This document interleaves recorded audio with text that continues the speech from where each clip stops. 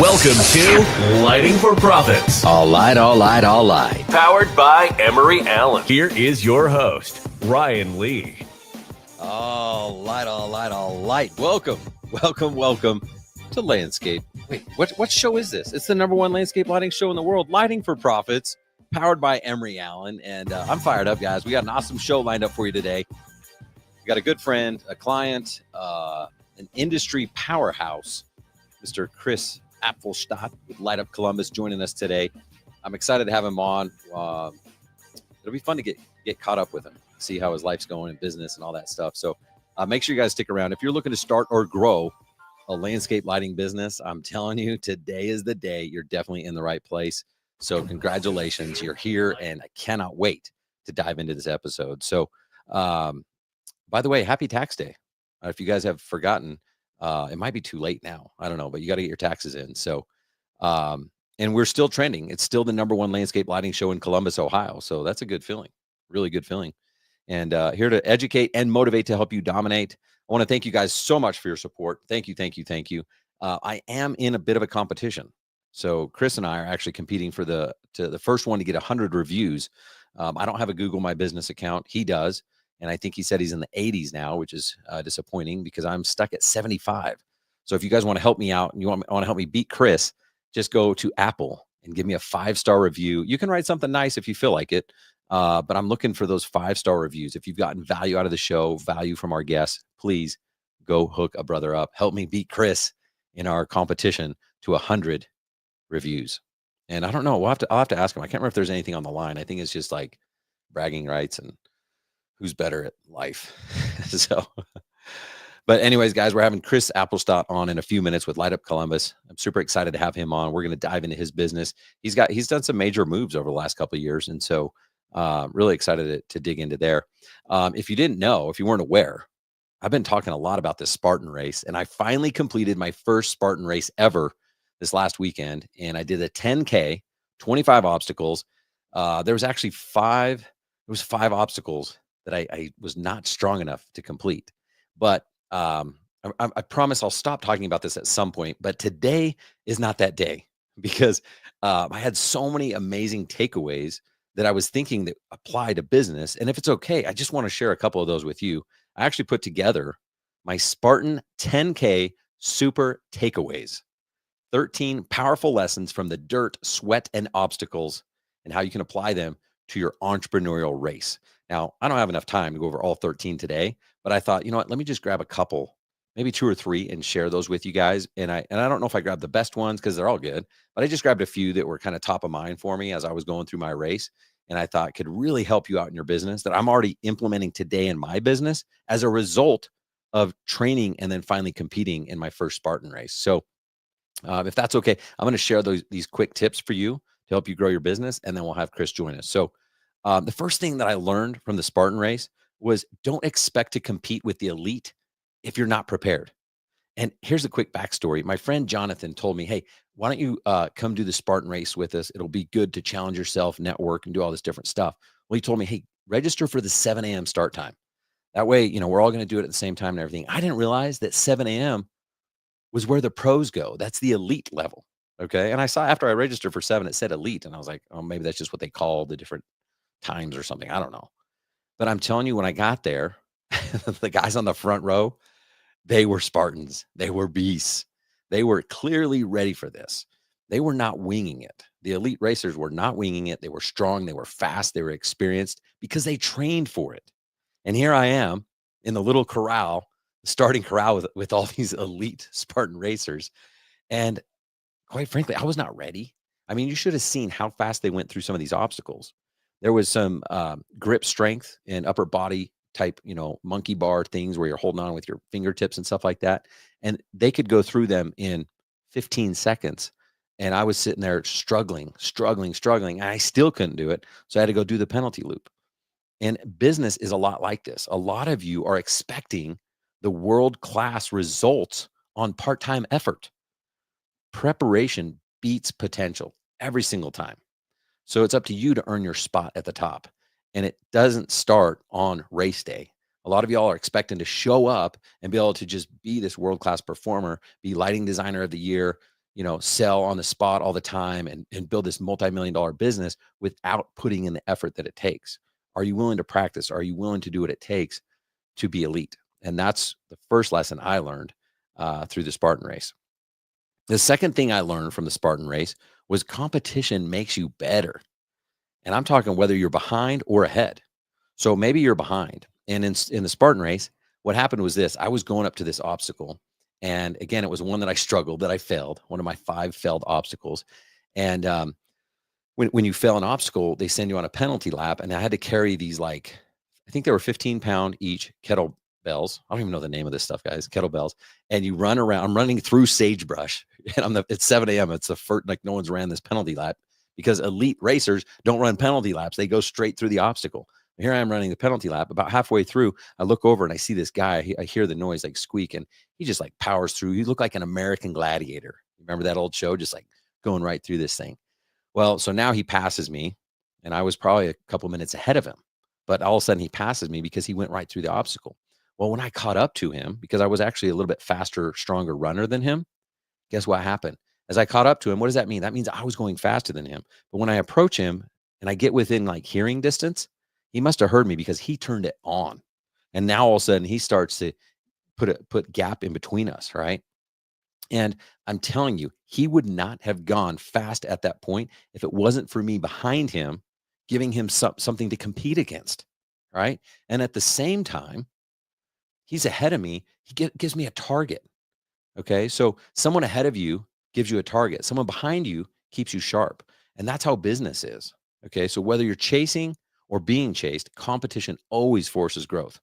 Okay. When I saw him out there, I wanted to reel him in. I wanted to push myself a little bit faster than what I was naturally going to do if no one was there. So I want to remind you guys that competition always makes you better.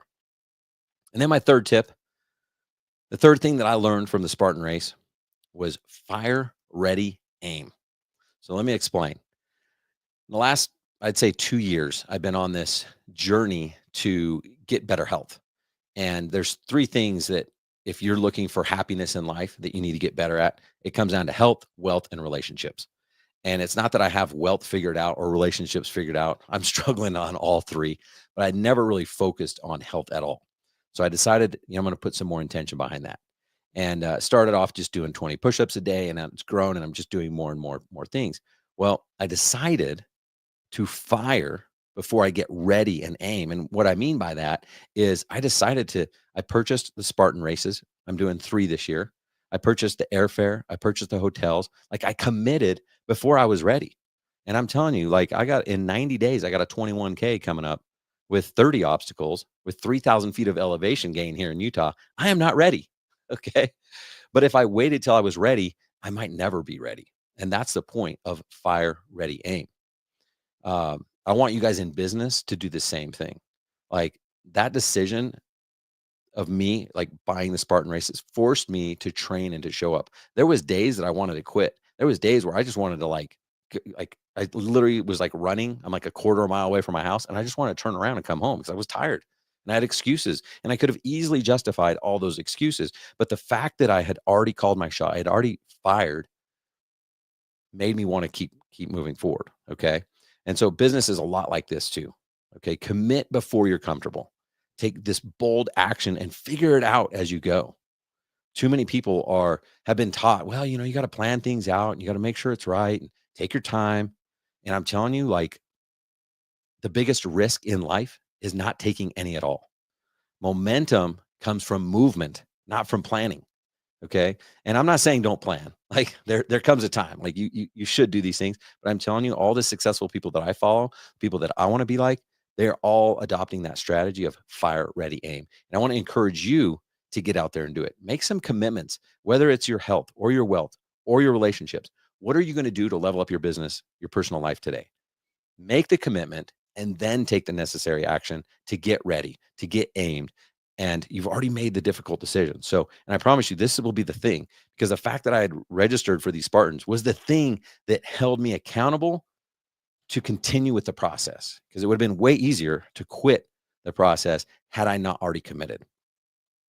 Now, if you want to hear the other 10 takeaways I have, because I had 13, I'm like, how did I come up with 13? I just started like 6 hours after I did the race, my legs were tired. I was just like sitting there. I'm like, had all these thoughts rushing in. I'm just like taking notes on my phone. So I came up with 13. If you want to hear the other 10 takeaways, drop a comment here, drop a comment on social media, or join my free Facebook group, Landscape Lighting Secrets. Maybe we'll do a training in the group. If you have questions, always want to hear how things are going in your business. But those are my top 3 that I'll share with you today. And I just want to encourage you guys to always do the next thing, do the next level. Don't expect to compete with an elite if you're not prepared. Competition makes you better. Fire, ready, aim. All right, guys, want to give a shout out to Emery Allen. And you guys know this. Performance matters. This is a true statement for a lot of things, including the kind of lighting you use. So don't sell yourself short with a customer by using budget-level products. Emery Allen is at the top of their game when it comes to performance. Take their VA rating, for example. It's the lowest in the industry. What does that mean? Well, efficiency. With a low volt ampere rating, you're able to drive more bulbs on a circuit with a given transformer rating. With lower quality bulbs and that same transformer, you're not going to be able to put as many lights on the same circuit. So make the switch today to Emery Allen. It's a great time to do it. All you need to do is email Tom G at emeryallen.com, and he will hook you up with that discounted contractor pricing. Just mention that you heard about him here on Lighting for Profits, and you'll get that discount. Don't go to their website unless you want to pay more money. Okay, just email Tom G at emeryallen.com. Thank you, Emery Allen, for all your support. All right, guys, now the moment you've all been waiting for. I've been waiting for this too. So let's get the music going, and let's get our guest, Mr. Chris Apfelstadt, coming on. You guys ready? Hope so.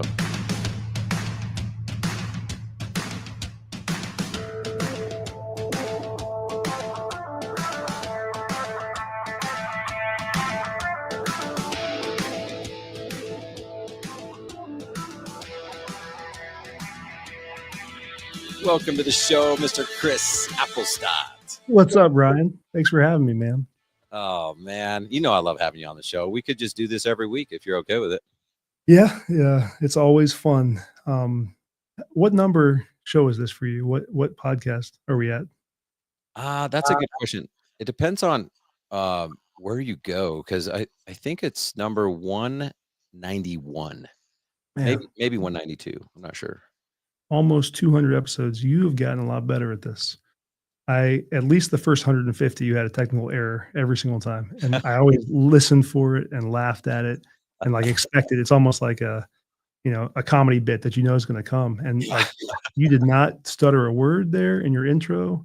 You nailed the music, the everything. You're getting good at this, man. Thank you. I appreciate it. The funny thing is I've made probably 2 or 3 errors, at least that I knew about, in the last 13 minutes. Yeah. So maybe I'm just getting better at recovery, Yes. Recovery is important. My son just played his first violin recital, a solo recital. He's been playing the violin for years and just never had any concerts. And, that's something we talked about. Like, hey, if you mess up, most people don't even know the song. They're not very familiar with Minuet 2 by Johann Sebastian Bach. And so just keep playing and you'll be fine. And he did great, man. It was really cool. Such a great lesson. Yeah. I mean, you actually joked around right before we hit live. It's like a lot of times we don't even get to the topic that we're going to talk about. Yeah. We could talk about this idea of recovery for probably 2 hours. There is a very famous wrestler from Ohio State, and his name is Kyle Snyder. And he was at the time, the youngest ever Olympic champion in wrestling for the United States, 3-time national champion. And Ohio State does all kinds of crazy technology in their training, but they measure your recovery time. So, you get stressed, your heart starts pumping faster, your blood pressure goes up, your heart rate goes up. But when he gets his heart rate really high, it brings it back down to the base level faster than anyone else on the team, even when they ever measured before. And that's a really, really cool way to like, man, this guy is an elite athlete because he goes from super high stress right back to baseline and can, perform really highly. Pretty neat. That's awesome. Well, I actually messaged you. I think you were checking on me after the race I did. And then I was like thinking, man, you do really well at this. It's not just physical. I mean, a lot of it's physical, but a lot of it's mental. Like there was 1 or 2 obstacles that I saw in advance that I was like, I don't know if my body is ready for that. Like Yeah. people are like, you got it. I'm like, yeah, but like you still need, like, if you can't do 15 pull-ups, you can't do 15 pull-ups, even if you have a good mindset, But there was a couple obstacles where I was like, dang, dude, I powered through, and that was like 100% mindset. But there is some like you're a wrestler. I feel like you have that, you rock climb, you do all this stuff. Like I think you'd fly through one of these courses. Well, and I told you on the phone, and it's even more clear, more obvious now seeing you on video, is that something's different about you. I mean, it's clear that you are a Spartan now, Ryan, and I'm proud of you, man. Like, way to go, way to accomplish that goal. That's really cool. A lot of people can't do that, so, and the next one sounds even crazier. I'm gonna invite as many people as possible. It's probably not the best one to start with, because I think I had like 300 feet of elevation gain in California, and now there's 3,000 feet. So I'm Man. like, oh, dude, I got Yeah. 90 days or 88 now. So, maybe a year or two ago, I was part of the Landscape Lighting Secrets Legends group. You gave us a book to read, The Gap and the Gain. And I maybe skimmed it before we met to talk about it. So I didn't really read it. And I was just on vacation on spring break, and I read that book cover to cover in one day. And I think that one of the lines that really stood out to me is that anyone who isn't embarrassed of who they were last year probably isn't learning enough. I thought that was so cool. And I'm embarrassed, of who I was a year ago. But the whole point of the book is that a lot of entrepreneurs don't focus on what they've accomplished. They are always measuring themselves against bigger and higher goals. And so they live this life of being unhappy, even though they're kicking butt relative to a lot of the world. And I have a gift that, like, I live in the game. I'm really good at it, and it can also hurt me in other ways. But man, like, just for a second, I want you to think about Landscape Lighting Secrets. And I remember being, one of your early podcast guests, and you had like less than 10 people in the program. And like over the past 4 or 5 years, how many different lives you've affected, and families you've helped have food on the table, and people that you've helped grow, whether they were in the program for 1 year or they're been here a long time, like me and some other guys. But it's awesome, dude. So congratulations. Like, it's been really, really cool. I'm feeling grateful and looking back on our accomplishments, and you've helped me a lot with my accomplishments too. So I appreciate you. I guess got to say, I really, really appreciate you saying that. And before I read The Gap of the Gain, before I'd read some gratitude books, and I'm embarrassed of myself from a year or two ago, especially 5 years ago, right? I'm not, I don't know how to take compliments. Like, it's just not natural in me. And I'm fearful. Well, what does that mean if I'm like, yeah, I know I'm a badass, like I Yeah. know I've helped thousands or whatever. Like, but I really do appreciate you saying that. And I've learned to measure backwards and be like, dang, dude, like, it is incredible. I can't even explain most of it.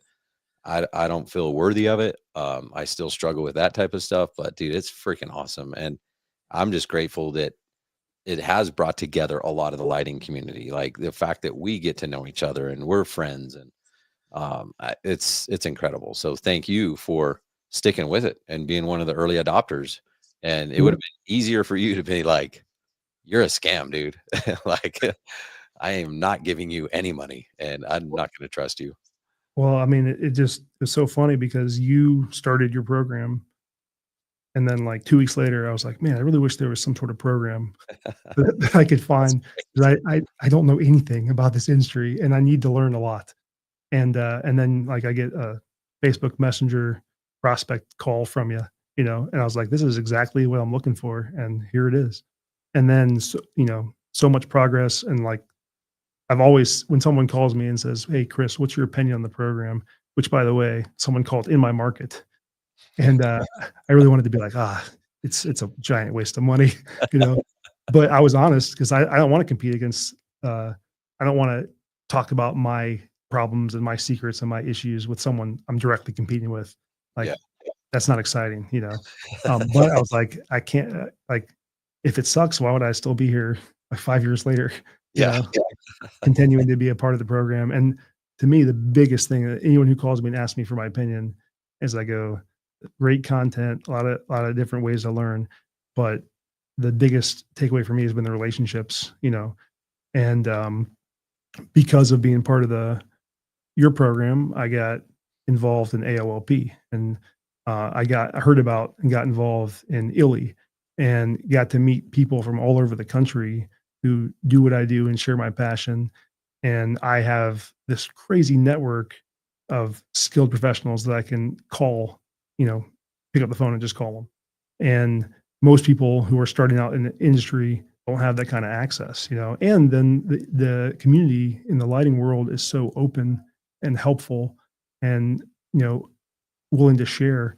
And I any problem that I come across, someone else has dealt with it and knows how to handle it better than I could, and I can call and ask them. And like, you helped, give me that ability. So yeah, I think that's enough smoke to blow up your ass. But Yeah, yeah, let's move it's all on. real. Yeah, Let's keep going. yeah, yeah.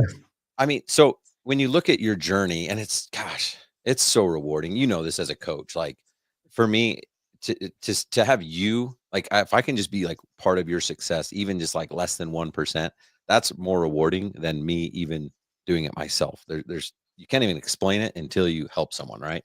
But I look and I'm like, man, you're not new to exterior illumination, but relatively new still to landscape lighting. I mean, 5 years we're talking. Yet here we are talking with the back-to-back Best in Show award winner at the AOLP Awards. What the heck? How does that even happen? Unprecedented. I don't know. I mean, I remember sitting at the AOLP conference and in watching people get their awards, and said that's a goal, is to one day get one, for our company. And we had three main goals for that year. It was to hit $1 million, win an AOLP award, and have no one work 7 days a week during holiday lighting season. And we hit all three, and it's been really, really cool. And my clients don't know anything about the AOLP. They don't know anything about these awards, but they do when they're done talking to me.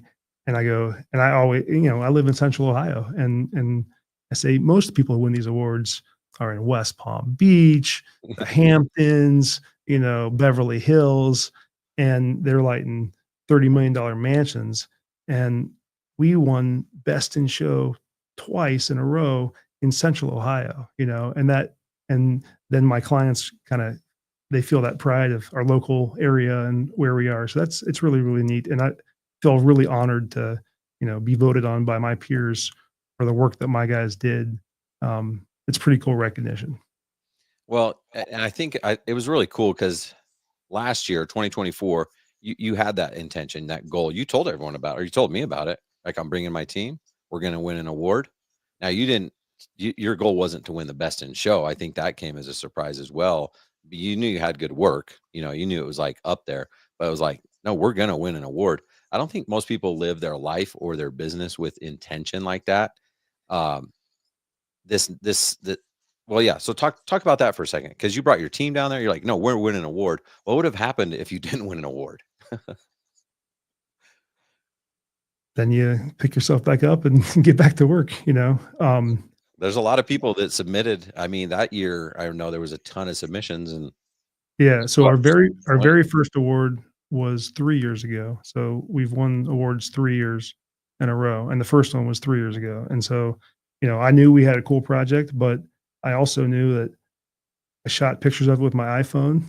I didn't have fancy photography equipment, or hadn't hired anyone to come and take pictures of our work. But I knew the work stood for itself, and so I was really excited. So the first one we won, meant more than anything else, just because that was such a big goal for the team, and my whole crew was there, including my guy Jacob, who I was like, wear whatever you want to this conference, but for the award ceremony, let's dress it up, let's look nice. And he wore like a stained camel T-shirt with a hole in it, and like now it's become a legendary thing in my company, and we all talk about it and joke about it all the time. And now Jake's a lighting designer, and out doing cool projects. And his goal personally is to design a project that wins a AOLP award too. oh, So it's very really, yeah, it's a neat circle. And so I'm really, rooting for him. And watching as he gets better and better in the work that he's doing too. So pretty cool.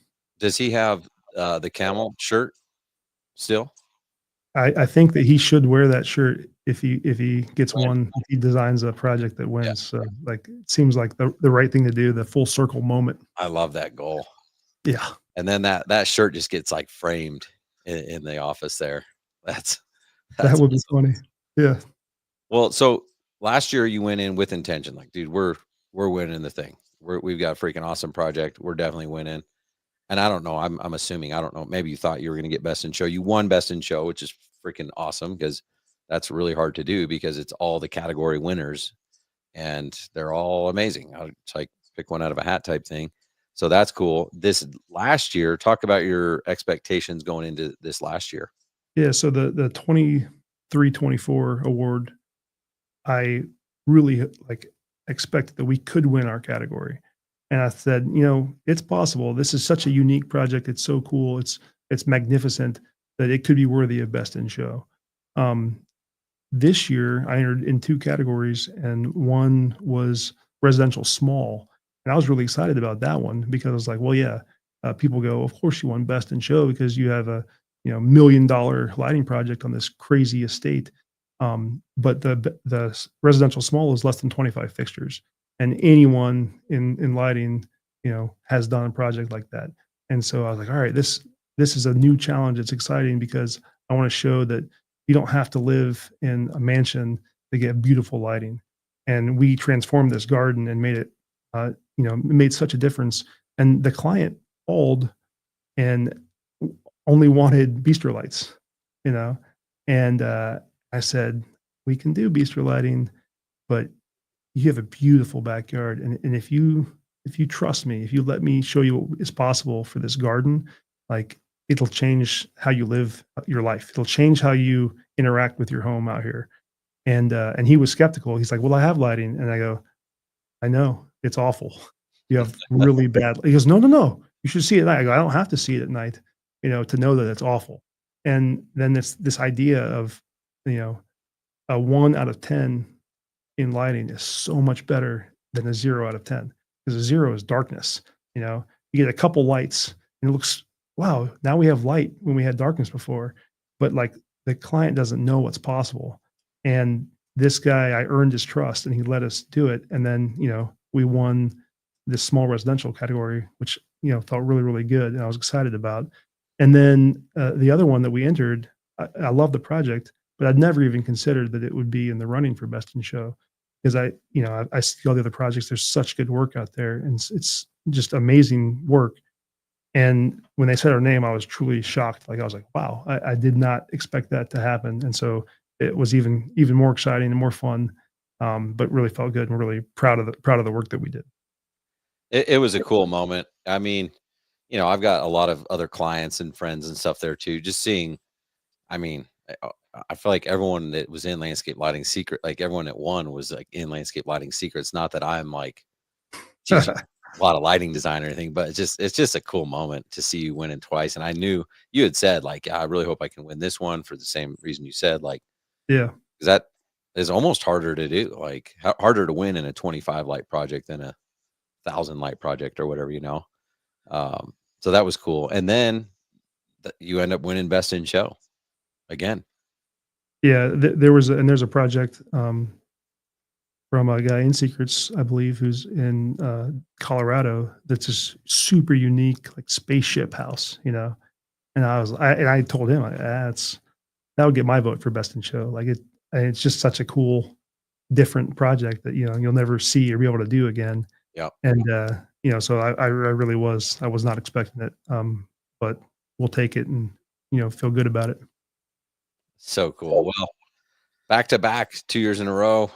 You going to go for the three-peat? We got some cool projects coming up, and take good pictures and see what happens. So you never know. Nice. Yeah. I want to ask you about the and congratulations, by the way. Like it's such a big deal. If you're just a homeowner in Dublin, Ohio, or something like that, you don't know. Even if you're a lighting designer, lighting contractor, you don't really know unless you go and stuff like that. So it's freaking awesome. The one last thing I'll say, and we can stop talking about the awards, but the categories are voted on by all of the members of the AOLP. And so sometimes it could, people feel like, man, this guy won because he has the best pictures, or this guy won because he's popular. And it's supposed to all be anonymous. But the best in show is a smaller panel of certified outdoor lighting designers. And, all that goes out the window. And so they have an even higher like dedication to picking the best, truly the best lighting. And so, that makes that honor even more special, knowing the people who are making that decision. And, they don't know, none of them knew whose work it was. They just look at it for the merit. So it's pretty cool. Maybe in honor of giving competition a behind the scenes a leg up, do you go into like you see a project and you're like, dude, this one actually might be good, and when you go and do your designs, are you thinking about like that camera angle? I don't think so. Yeah, I don't think I really am considering the photographs. I just I'm considering the viewing angle of the homeowner, and so then if you take care of that, the rest will take care of itself. And then it's up to the photographer to, know how to find those angles and the best shots to capture what's real life, and that's the challenge of landscape lighting photography is it's so hard to take a picture that looks like it looks when you're sitting there looking at it. Yeah. And these cameras are amazing, but none of them are even close to the sophistication that we have in our eye. Like the number of f-stops in the human eye are like crazy compared to like the best cameras out there, and so it's a challenge. But so I don't think about the photographs, but I do when it's all done and we're doing our big reveal and we're popping champagne and sitting there and my client's crying. And this is like could be award-winning work, so that does cross my mind at that point. Nice. I want to go back to the story of this project. The guy calls for bistro lighting. I mean, I would say 90% of people would be like, okay, tell me what you got in mind, and would just provide a quote for some bistro lighting. How have you kind of grown your courage to be the director, to be the guide, and not just the order taker? One of our values at Light Up Columbus is that we do our work with the end result in mind. And I think that's very important in lighting. You have to have the perspective of how's this going to look at night? And whenever we're training a new Christmas lighting guy to wrap a tree, tell a story about a guy who would wrap this tree in mini lights. And at the end, he had like maybe 10 extra feet of light, but he had finished. He got to the bottom of the tree. So he just balled it up and like zip tied it to the bottom branch, and then moved on to the next tree. And I'm like, dude, that looks awful at night. It's this giant ball of light, Maybe it's a new design technique. I don't know. It's not. Yeah, I don't recommend it. But he was just doing his thing and then moved to the next tree, and he wasn't thinking about how it looks at night. And so, being able to walk into a property and know and see in your mind's eye how it can look at night is a skill that you get better and better at the more you do this and the more you practice it, you think about it and you play and you focus on it. And so when I walked into this guy's backyard who wanted bistro lights, and he had like the crappiest Costco string that he had up for years, right? He just wanted professional bistro lights. And I knew what it could look like. I saw right away the potential in the yard. And then it was my job to help him understand what was possible, to paint that picture for him. And he had to trust me, and he had lighting back there. It was covered up by ferns. It was way too close to the trunk. Like I just knew it wasn't good. And he thought it was good. And I said, man, this could be so much better than you can even imagine. If you just trust me, can I show you on paper, at least help give you the idea of what it could look like? And he said, okay, that's, no harm there. No big deal. Like, I was like, I'm going to show you bistro lights. I'll show you what it costs to get new bistro lights. But like my excitement about what was possible in his yard helped him get excited. And he and his wife are retired. This guy's a amazing doctor. He's one of the best like labor and delivery doctors in the state of Ohio. And I was like, Dr. Anderson, I would never try to tell you how to deliver a baby, but you got to trust me. Like, don't tell me how to do your lighting. Let me show you what's possible, you know? And he was like, okay. And then committed. So we're going to come back and do the front yard of his house, hopefully this year too. Nice. Do you ever piss people off by being like brutally honest with them? Like, no, I know you have lighting. It's terrible. You could have stopped that sentence in the beginning. Like I piss a lot of people off. It's rarely intentional, but you know, I think that that comes with understanding, communicating with people, and having a little bit of joking. You know, like there are certain people that I might not have said that to, right? And so you can't if you're in sales, if you're doing design and you're trying to get people to, you know, believe in you and be your partner, you can't always act exactly the same, you know. And like one of my mentors is Nels Peterson, and he tells stories about some of the things he says to billionaires, you know, and it's hilarious, and it's not appropriate to repeat here. But no one ever says that, you know. No one ever says "f you" to a guy with billions of dollars, and so when someone does, they kind of like it and they appreciate it, and it can be, you know, if you say it the right way. But if the wrong person says it, then you know they get thrown out of the house, and Mr. Burns releases the hounds on them. You know, so I'm sure I have pissed many people off. Professionally, I'm probably better at it than I am personally. um, but it's you know, walking the line between the confidence that you've earned and being cocky and turning someone off.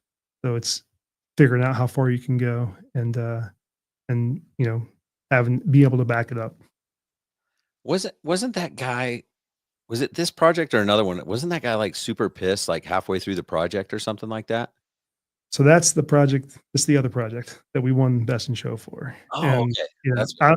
I don't even know if we have time, but to me, that's probably one of my like, No, I love that story. yeah, this is my craziest like lighting story just from beginning to end, you know. And I the first year we did landscape lighting, I had 0 projects ever installed. We did the home and garden show, and we got a bunch of leads, and then, you know, that's our only lead source. There was no other advertising, and I worked the show and met all the other people. You know, that's important part of home and garden shows is the networking. But I met a guy with a little table who was a landscape architect, and then I occasionally kept in touch with him. And he had a big project on a really cool home, and he brought me in, introduced me to the client, and he said, "Yeah, this is the lighting guy. This guy is great. You know, you should see some of the work that he does." And he'd never seen any of my work, you know, and it felt really cool that, you know, I was introduced as an expert to someone who, you know, had even seen our work. And I walked with the homeowners around the property, and I painted this vision, and I was really excited to put a design together. And they said, "All right, we're gonna move forward and do this, but we're gonna do it in the spring after the landscape architect did this, you know, big renovation on their house." And so the spring came, and the project was delayed and over budget a little bit. And I was kind of following up, when's it time to start the lighting? And I didn't, no contract, nothing on paper, no deposit. And then I get an email, and they said, "Hey, we decided to go in a different direction. We're going to use a landscaper to do the lighting." I was so pissed, you know, because it was a done deal, and it like losing a deal that you really thought was already in the bag just feels awful. It's a big loss. And I wrote a letter to them, an email, and said, "I'm really disappointed to hear that. I think you're making a really big mistake. He is not a lighting designer, and your home is worthy of the best.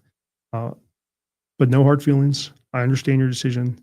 Um, if it makes sense to get back together and talk, you know, I'm here." And 2 months later, they called me and they said, "Chris, you were right. We messed up. This is awful." That's great. And yeah, and so I came and I tore out everything that they did. 2 months. Yeah, 2 months later, lit the front, lit the back, and just a very unassuming property. The front of the house, looks like a couple $100,000 home. It's got a nice yard. We didn't even light the architecture at all. We focused on the trees. But the backyard slopes down. There's a massive pool. There's a tennis court. Like it's a couple $1 million house from the back, and it's a couple $100,000 house from the front. And so it was so fun. Just great to work on this project. It was my first time doing downlighting from a tree where I had to climb the tree. So I learned that from Illy and Jesse, and you were there with me. We both practiced climbing the tree together. You made it look easy. I made it look hard. Yep. I'm 60 feet up in a tree, for the first time, with my rock climbing gear, attaching downlights, and the client, we did our first walkthrough through the front. He was so happy, and then he said, "We want to add the back." And there's this big pergola in the back, near the pool, and I was like, "Oh, this could look so great with pendant lights." And I walked with the client under the pergola, and I put my finger up on the beam, like, "We're gonna put a light right here. We're gonna put a light right here." I felt like I was being super clear. Well, my employee is doing the work, and he's drilling a hole in this steel beam to attach our first fixture. And the homeowner comes out, the husband, and he starts screaming at my guy and yelling at him. And this guy is very passionate. And I think that all people who are very successful at anything are passionate. But he's got a temper, and he's saying some stuff that, people don't appreciate. And my guy's like, "Hey, you need to call Chris." So he calls me, and I remember being in the office, and he starts cussing me out, "You MFer," and he just paid $80,000 to build this pergola, and he didn't realize that we were going to drill a hole in it. And now I've ruined it. I've ruined the warranty. It's like the world is ending. And like, we go from having a really happy, excited customer to now this. And, I think that sometimes the happiest customers are the ones that, something goes wrong and you do the right thing, you make it right. And I said, "Hey, this is my fault. I did not communicate this properly with you. I'm going to do whatever it takes to fix it."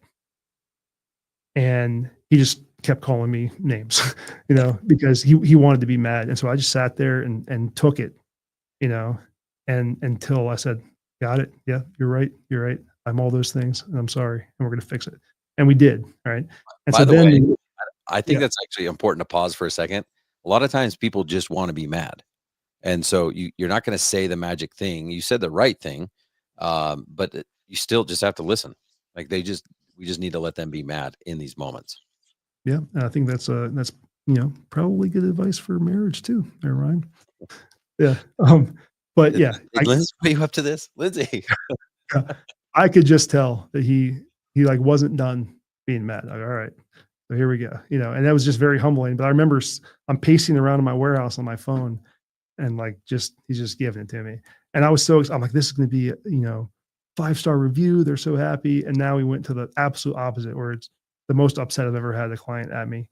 And so I found the guy that fabricated and welded the thing. I paid him to come out, bring his welder and fix it. We got it all painted, looking great. And then when we did the final reveal, a walkthrough, the same guy was like, "Chris, this is effing beautiful," and he was just as excited the other direction, and so this same guy with the temper, we do his holiday lighting every year, and they have massive parties. And so this project is really cool because in the backyard, they literally have 200 people over at their house, and everyone just has a blast. And every time they have a party, they get the cops called on them. Right. And so, and they live in like a little bit older neighborhood, they're the younger people there.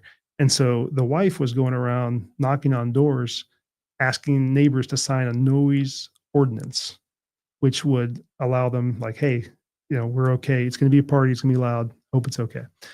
And the neighbor 2 doors down said, "I'll sign this paper, but only if you promise to not do those awful Christmas lights this year." Oh, wow. Right. And she's like, "Well, what do you mean?" He goes, "Oh, it looks horrible. It's just distracting from my window. I can't go to sleep at night, blah, blah, blah." And then he was like kind of rude to her, right? And she went home and told her husband, remember, this guy has a temper, Yeah. right? And he goes, F that guy, call Chris. We're doubling our Christmas lights this year. And so we did like we put a 10 by 10 foot present lit up in their front yard. We went big, but it was just really, really cool. And then I got a referral from a guy at AOLP, and it was another $70,000 project. And I was showing her my portfolio. I showed her this project, and she goes, I lived in that house for 30 years.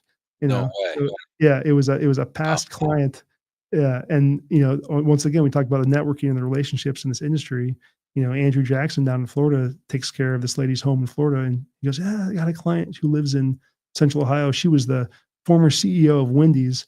And I was like, "I show you your house that I already lit." So it was That's wild. just, yeah. And then that's the project that we got best in show for. So this crazy roller coaster of up and down. I got it. I don't got it. I'm so mad. I want to tell these people that they're stupid for making this decision. But I was like, all right, I composed myself. I'm professional. And they realized that they made a mistake. And my prediction came true. I got to do it. I got to do awesome work on beautiful beautiful mature trees. It became award winning, won best in show. We doubled the Christmas lights, and then we lit the former homeowner's home next. So just a crazy, so many different lessons and things that I've learned. I think the biggest lesson from the problem was that, like, don't ever do anything permanent to someone's home without explicitly explaining to them what's going to happen, right? Like, me pointing to the beam wasn't enough. That could have. We're going to drill a hole. Yeah, it could have helped a lot. Yeah.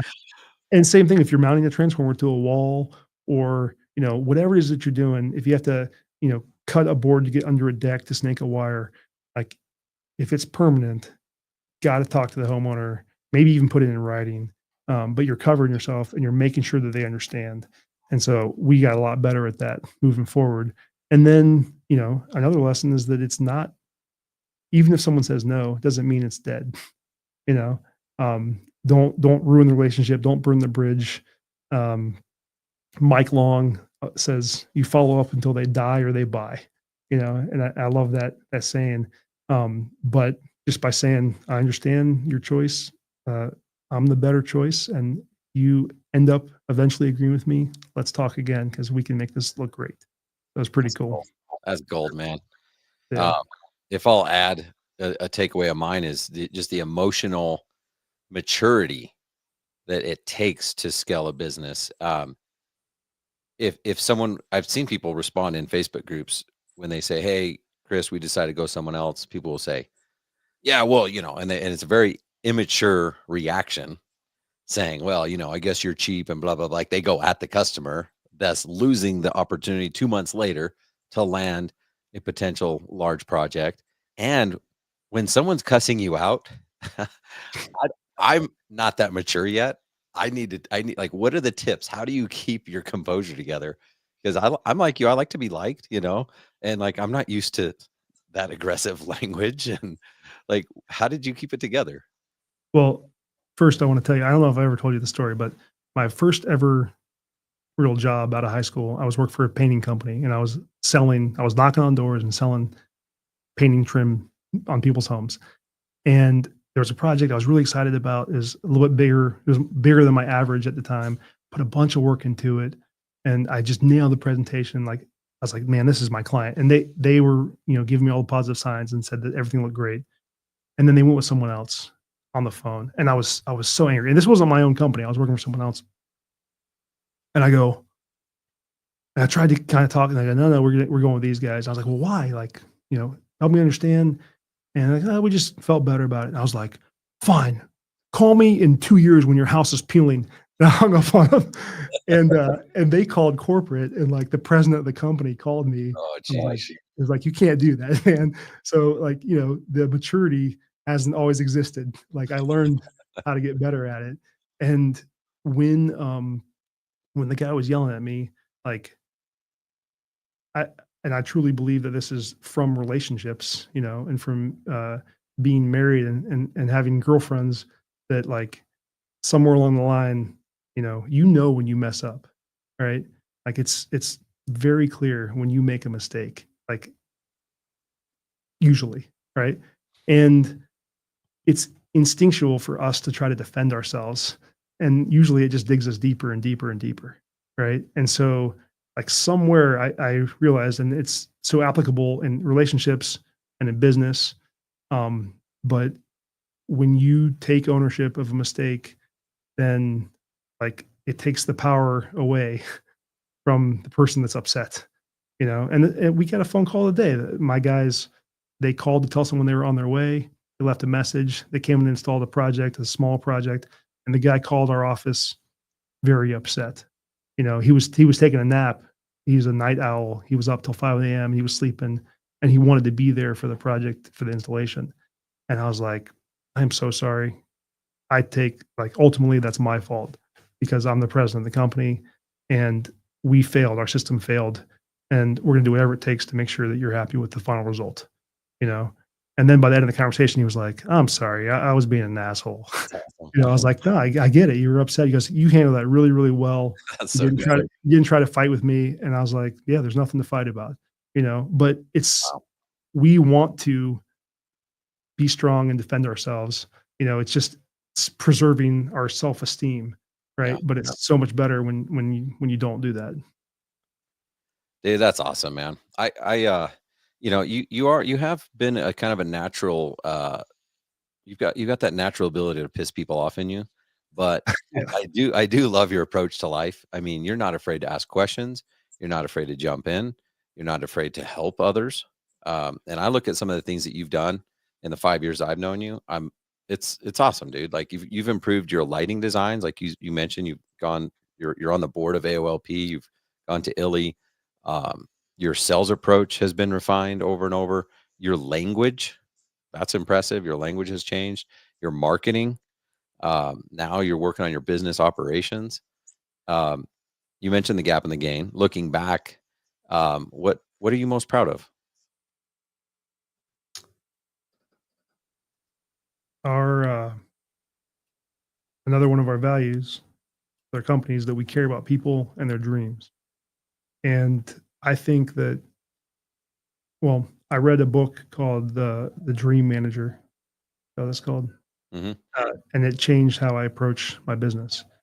And whenever someone comes for an interview, the first time we meet, um, you know, I give them a tour of the shop. I tell them a little bit about electrical problems, and I say, what's your number one dream in your life? You know, and we have in our conference room pictures of everyone who works with us and a list of their top three dreams that they have. And my number one dream, or one of my top three, is to help as many people accomplish their dreams as possible.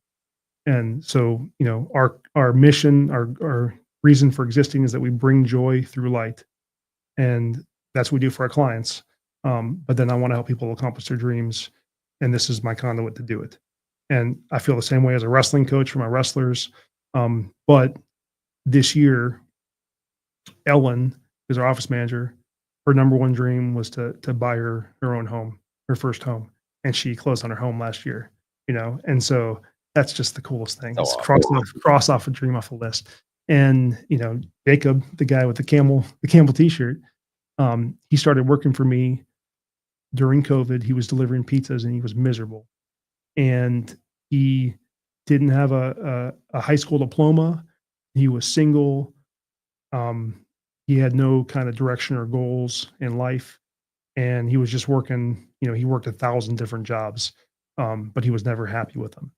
And he went from being a field technician to running a crew, to now, this is 5 years later, he got his GED, and I brought him in the shop. I forced him to sign it up on the computer. I go, you're taking this, you're going to get this knocked out, you know, because you're a smart dude and there's no reason you shouldn't have this done. He proposed to his fiance, or his now wife, on a company trip to Mexico that That's so cool. I took everyone on, and then I couldn't go because I got COVID. You know, so he's married and he just got approved this week for a mortgage for his first house too. You know, and so seeing people grow and develop and get better is that's my answer to your question. It's the coolest thing that's happened, um, That's what I'm most proud of so far. And there's a lot of things that I'm proud of, but I put that at the top of the list. It's awesome, man. I mean, I've been to your office, your shop there, and I see it. You know, like you're working on building this. You're building your dream. You know, like you are really truly. You've got it labeled there. Like people see it every day. You guys are working on it. It feels like a real organization that people want to be a part of instead of like back in the day, Chris. Like I don't know, we might make some money putting some lights on some houses. You know. Yeah, I mean, I always talk about when we have our company party at the end of the year, the holiday season, and I always want to give some perspective of the gain that we've had. And I go, hey, 4 years ago we had no office, no office manager. I had Christmas lights shoved in 3 storage units across town. We didn't own any vehicles. We didn't have a brand. We didn't have any wraps. We didn't have a good website. None of we hadn't done any landscape lighting, and like that's what I identify as now. None of this stuff existed. Like, look how far we've come. And then it's even more exciting to go, we've made it this far and we still suck at so many things. You know, like I'm trying to get a little better every time. And like I joke about in the Landscape Lighting Secrets Facebook group, your program is awesome. And most of us have only ever like implemented a little tiny piece of it, and I'm slow. I'm It's starting to slow. piss me off too. I'm glad you brought this up. Like, Yeah. come on, what do we got to do? How can Well, I help you guys implement more? like maybe we're just stubborn. I don't know. I speak for myself that like I'm slow to change, right? And that's and my wife and I struggle because man, she is just so good at planning and implementing and figuring out how things can be better and making them better. And she's amazing at it. She just started her new business and she's already like crushing it, and it takes me forever. But I've been in the program for years, and just last year I got my vans wrapped for the first time. It's like day one, like this is the best investment you can do. And today we got a phone call from someone that just saw our vans on the highway and called us. That's the first time that like I know for sure, Yes, Um, let's go. and the pre-sale videos, day one, like in the content portal, hey, here's what you should do. Is how you're going to stand out. Took me 4 freaking years to like finally do it. But when we did it awesome, and the clients love it. And it's made a difference, And so like all you can do is keep putting it out there and bringing the horses to the water. We all got to keep drinking as much as we can. But like there's still so much stuff that we can do to get better. Becca and I just hired a VA. And I know that you've talked about that. You've had Angela on, and Angela and JC have that organization, and I have no idea what to do with like her so far. Becca's given her tons of stuff to do, and we're supposed to be sharing her, and I don't think I've given her a task yet. But I'm going to figure it out. I've got a Yeah. list for you. I'll take, I want the list. And I'm like, well, my office manager can do that, so it's all new, but there's so many things like one step at a time, slowly moving forward and a little bit improvement. And then looking back and appreciating how far we've come. So it's fun. Yeah, I mean, you do give yourself a hard time, and I give you a hard time too. Like, how long does it take to like wrap your van or whatever? But the reality is that's all of us. Like, the hardest part is implementing. It's easy to buy a course. It's easy to hire a coach. It's easy to go to a conference. That's the fun part, right? The hard part is actually getting the shit done. So, um, it's funny. The first time I met Becca, I was actually a little bit nervous because, like sometimes when I meet spouses, like some of them love me, some of them hate me, because it's like, oh, you're the guy, But she's like, yeah, I've been telling Chris to read these books. I've been telling him to do this stuff for years, and now you're the guy. You're the guy. Yep. Now he'll listen to you. And I was like, oh crap, is she gonna hate me? She's like, no, I love it. I've been telling him to do this stuff for years. He's finally taking action, getting traction. And I think that's key, is like, don't get so discouraged. Like, oh, what's wrong with me? Why is it taking me 4 years? It's like, it's the 1% better. Like, what are you doing today to just be a little bit better than yesterday? And it's so true. Like, you're hard on yourself. Like, oh, what we still suck at all these things, but you do have that good mentality to measure backwards, to look at the gain and be like, damn, dude, what if you didn't do all those little things that you did do 5 years ago, you'd still be in the same spot that you were. And that's the worst nightmare possible. Yeah. I mean, what can we do? Like what's possible in this industry, and watching other guys do it is so motivating and fun, and getting to be around Greg Matthews and Billy Coggins and Mike Long and, you know, Andy, watch what he's building, and see what Darren has built. And it's so motivating, and to see what's possible. And I think that, like, we're getting started as an industry, like we look at these guys have been doing it for 30 years and what they've accomplished, and the kind of work that they've done. But then what about in 30 years from now? They're like, wow, Ryan Lee led a cabal of like amazing people that built a private equity lighting company and sold it to Warren Buffett for billions of dollars. Like, Yeah. who knows? There's so much that's possible, and we're just on the beginning of it, and it's fun. It's so awesome, man. That's how I feel too. Obviously, if you've been in the industry 30 years, you're like, it's over. It's saturated, like all that stuff. And it's like, man, once you get a peek behind the curtains to see how new this is still and how immature it is. And even the stuff that you shared today, dude, is next level. Like the way you're handling your business, your process with your clients, and the maturity that you have, and just all that stuff is stuff that the majority of business owners, and not just in the lighting industry, but most home service business owners, are just not handling well. So, dude, I'm fired up. I'm excited to see what you guys do. You're doing so many good things over there, man. I'm not that you care, but I'm so proud of you. I'm so proud of Light Up Columbus. I Your do team. care. I've got to meet a lot, most of them, and it's cool, man. I love that Jacob has ascended, and he's doing things that he probably didn't know he was capable of, and that you didn't know he was capable of. It's freaking awesome, man. So I guess I feel like I should say this. Like, we're talking about a lot of positive stuff and neat accomplishments and awards. A lot of last year sucked for us at Light Up Columbus.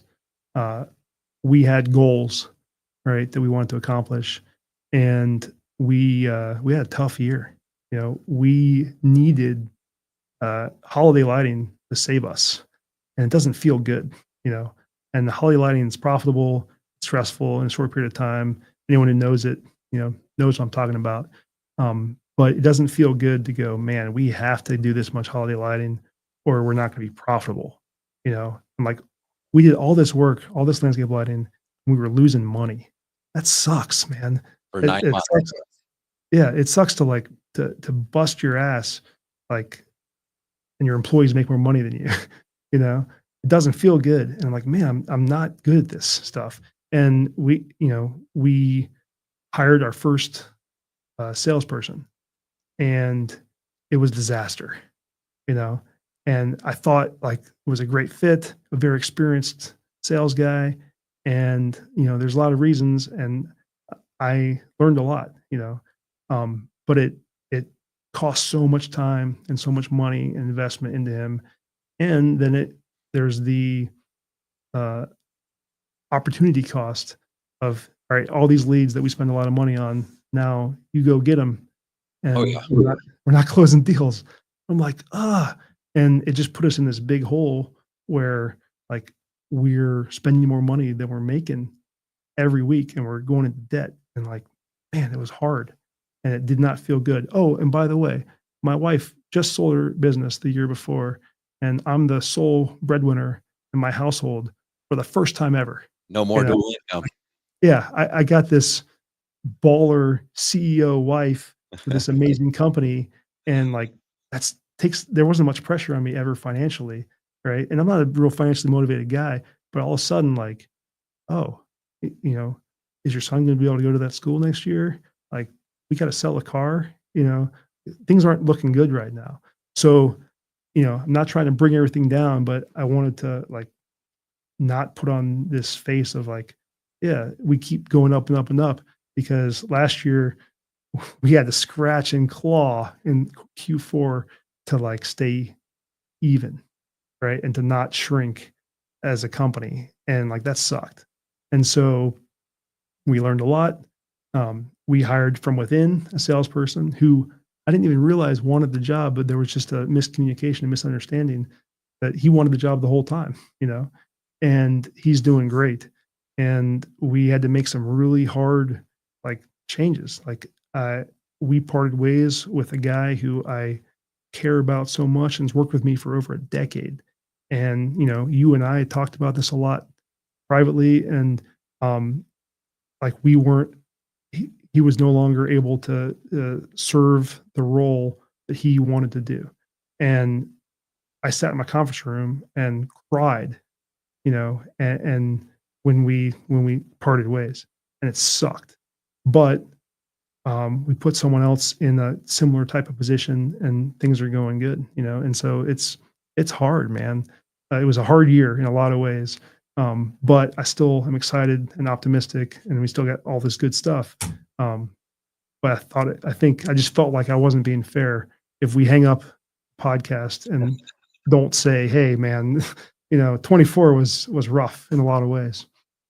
No, dude, I'm glad you shared because like that's the real shit. Like that's the stuff that's like, dude, like business is hard. Everyone that doesn't have a business wants to start their own business.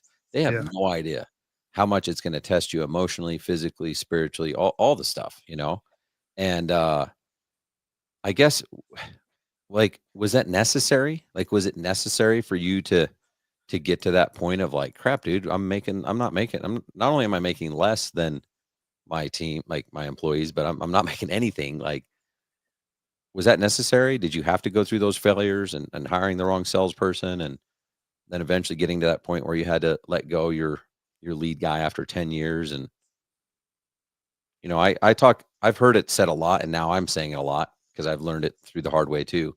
What got you here won't get you there. yeah. Does it feel like that? I don't know if it was necessary or not. I mean, it sure would have been nice if it wasn't like that. It was easier. Yeah. Um, it just is what happened, and um, Well, let me ask you this, because maybe it wasn't necessary, and yes, it would have been easier to not. But what would you have done to prevent it? Looking back, there was just a lot of circumstances and then choices that led to the challenges. It's not one thing. I don't know that I could have prevented it easily. The hard year, yeah, a lot of things converged at the same time, and you know, I th- and maybe not that necessary path, like the exact choices you made. Of course, you could have said things, done things differently. But I guess the point that I want to make is it is necessary. Maybe not specific things, but like you can't experience that joy that you guys are creating if you don't know the opposite. Like you have to go through those phases of like, I don't know what I'm doing. I don't even know if I'm the right guy. Should I quit? Should I give up? Because that when you hit that low, you appreciate that high so much more. And it gives you something to shoot for. It gives you that perspective. It gives you the gap. It gives you the gain. Um, and that's what I think is necessary is for people to be able to go through those challenges, go through those obstacles and learn who they are, learn what not to do in order to find out what to do. yeah, I mean, it's just funny that in our industry, the comparison to light and darkness, there is no light without darkness. The light is seen the brightest in the darkest room. A small match can light up a whole auditorium. You know, and it is part of life and it's part of business. It's part of sports. Overcoming obstacles and continuing and getting better. And if um, you don't know what it takes to keep going, then you're not going to get very far. You know, to be in a position that's hard and to fight through it, it feels so much better when you have the success. Just like someone that was given everything and never had to work hard, they don't appreciate the spoils of wealth as much as someone that had to claw and fight every second to get, and you're going to feel even better at your 3,000-foot elevation Spartan race than you We'll see. did. Yeah. I, Yeah. I I used to like when people would say like, "Oh, if you had a rich dad and he gave you everything, you wouldn't appreciate it." I'm like, I don't care. I don't want to appreciate it. I just want it. Yeah. But Yeah. literally, like going through my Spartan, it was like mile 5 or 6, like toward the end. I was hurting. I was tired, but I had the biggest smile on my face. It was literally almost a spiritual moment. I had so much gratitude in my life that God even allowed me to like be there and to finish and not get hurt and just for to have an amazing family and all this stuff. And that's just a short analogy because same thing, man. I could go on and on and on about the struggles in my personal life and my business, and it's not just what you see on social media, obviously. So I am glad you shared it because those are the things that just make us so much better. And now you have a comparison to be like, okay, do I want to be Chris full of light, bringing joy, or do I want to be Chris of darkness? Chris of darkness. Yeah. I mean, I love lighting, but I don't know that I love enough to like pay to light other people's homes over and over. Like that was hard. I also want to earn a living and be successful. And like a lot of people, and I'll put it into Americans. A lot of Americans don't really understand what it takes to be what it feels like to be really uncomfortable. You know, they don't put themselves in positions where they can be really uncomfortable, and that could be physically, emotionally, mentally, and like that's the whole sport of wrestling. Is you practice every day and you push yourself past the limit to where you don't think you can go on, and then you figure out how to do it, and you know that you can reach down because when you're on the mat and you're fighting with someone for 6 7 minutes and you have no energy left at the very very end and you still have to get that one takedown to win, like you can dig a little deeper, farther than you ever thought you could. And I think that's the best analogy for life and business. And if you've never been in a hard place, then when you get there, you just quit. You just walk away. You don't even know what you're capable of, Yeah. And so that's why, you talked about health being important. Man, you see so many successful entrepreneurs that at some point they hit that stage in their life, like they really care about health. And now they start pushing themselves physically too, and it's like many people have never been in a fight, like you've never been punched in the face. Like it really hurts to get punched right in the face. And so many people have never been in a fight. But once you have been, you're like, all right, I'm still here. Like I could get punched in the face again and be okay. You know? And so yeah, I got punched in the face a lot last year. But we are better for it, and I'm excited for what's gonna happen. And I definitely I felt like I was being unfair, just going sunshine and rainbows on this podcast, Ryan. So sorry for bringing it down.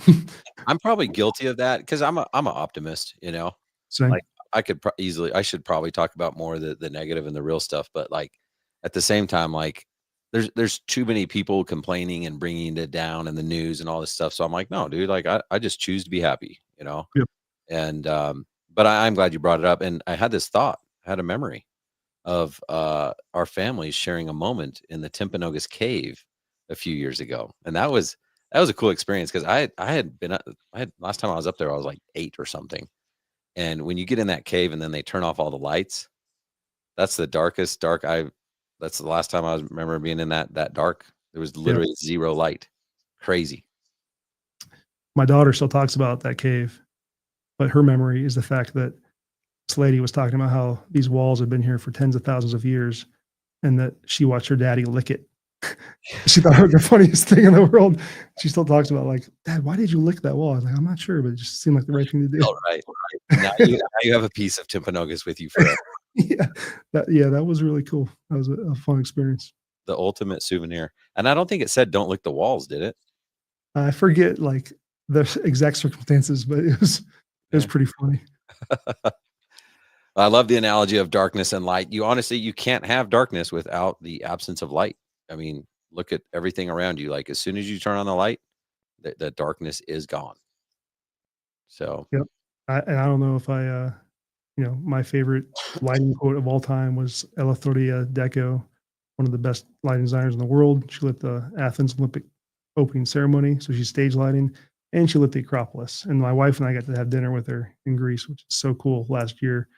But the first time I saw her speak, she said that light without shadows is like music without pauses. I was like, oh man, that is so good. And I say it to all my clients, say it in every meeting I have. You've probably heard me say it 20 times. I love it. I love music, and yeah, you can light up this tree with one giant spotlight. You could light the whole tree, but it would be really ugly and flat, and there'd be no shadows, no depth, no beauty in nature that like is the yin and the yang, the light and the darkness, the success and the failure, the strength and the weaknesses that we all have. And so, yeah, it's beautiful, and man, what a fun industry that we get to be a part of every day. And it's such a good analogy for business and life and relationships and whatever else you're involved in. All right. I love it. I know we're going long. I still have 2 more questions for you. So you got it. When you get home, you got to thank Becca for me. Thank the kids for letting me steal you. But I got to ask you this last question, last 1.5 questions. What's something that you wish you would have done sooner?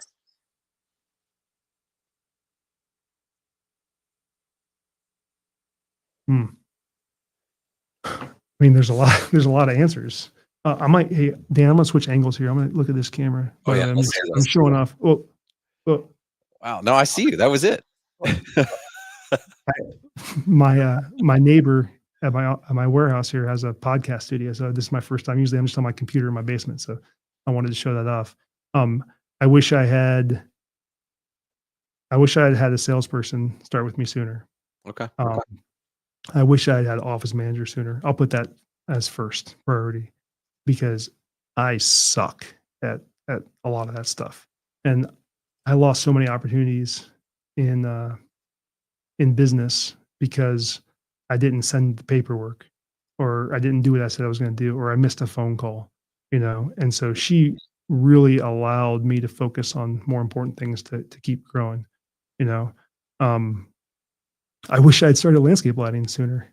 I spent all these years doing Christmas lights, and like I could have been a guy who's been doing this for 20. I've been doing Christmas lights for over 20 years, Ryan. Isn't that crazy? It is. And where would I be now if I had, been one of the old school halogen dudes like 20 years ago, learning this industry? Yeah. I would have, no one else would have had a chance at all in Central Ohio. We would have just crushed them. But I also sucked at running the Christmas lighting company, and so I didn't know I sucked. I probably would have sucked at landscape lighting then too. I wasn't ready, so it worked out right. But yeah, I think those are my answers. Yeah, great insights. And then finally, you mentioned you're at a podcast studio next to you. We were talking before, and I want to challenge you to declare to the world to help us hold you accountable. You want to start a podcast? I do. I am going to start a podcast, and this is a whole other conversation, but adoption is really important to me, and it's been on my mind to write a book, to do a TED Talk, and do a podcast about adoption. And I was adopted, got a great story, got a great relationship with my biological parents, and then my wife and I adopted our 3rd child. And so the difference between, it's how adoption has changed in 40 years. Like that's my main concept. And I want to interview people about their stories, because adoption stories are everyone's different. Everyone's can be very emotional, can be very, very positive, can be very negative. But there's a lot of drama and a lot of stories to tell. And I want to do a podcast where we talk adoption and tell stories. And I have this beautiful studio with these professional cameras and professional audio, and it's across the wall from me. And so when I figured out this was here, I'm like, man, I don't have an excuse anymore. So I accept your challenge, and I will give myself until the end of May to have my first episode in the can. How's that sound? Dude, I love that. Yeah. Wow, this is the new Chris Apfelstadt, or Applestock, or Chris, I will stay here. Yeah, however you want to say it. And another thing in the book, The Gap in the Game, that I loved was they talk about, having a daily accountability. Another thing I wish I had done sooner was to start recording, measuring our KPIs, our key performance indicators in my company. And we have a weekly meeting now, and we look at all these different areas in sales and marketing and production, and how do we do, and if it's not recorded, then it doesn't matter. There's a much better quote than that is in that book that I can't think of. But so now I picked, my list of 6 things that I'm measuring for myself every single day. And I put a whiteboard in my bathroom above the sink. I'm sure my wife is not happy about this whiteboard in the bathroom, but I have a little list. And then I made Billy Coggins my partner, and I'm texting him to show him, did I do well or not on each of these 6 things every single day. Nice. And so it's been fun so far. Yeah. That's awesome. Is it what gets measured gets improved? Is it something like that? Yeah. Something like that. I feel like it's even said better, but that's the basic concept.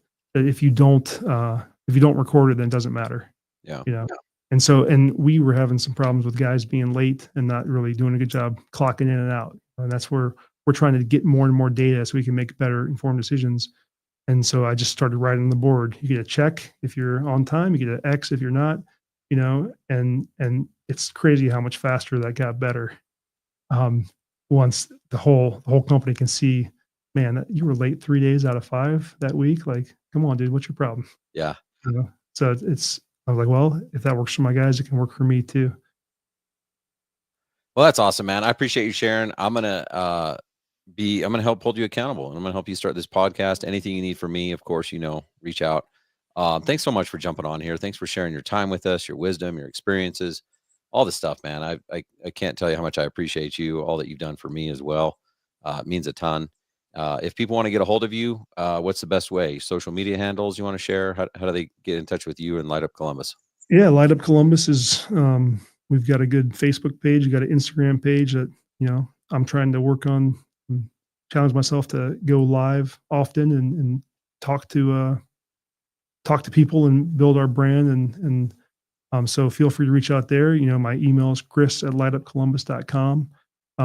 I can't more strongly encourage people that if you're in this industry, you should be a part of the AOLP, the Association for Outdoor Lighting Professionals. We are growing, but the AOLP could be huge because this is an awesome industry. There's lots of people. And so this is the, no agenda, no profit.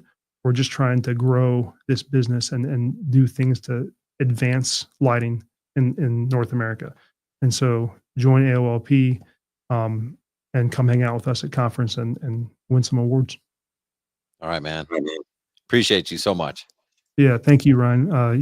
You've helped change my life and so many others. And, I'm grateful for your friendship. Absolutely the same. All right, guys, everyone, now just go implement everything Chris said to do. It'll be easy. All right. Love you, bro. Yeah. Talk to you.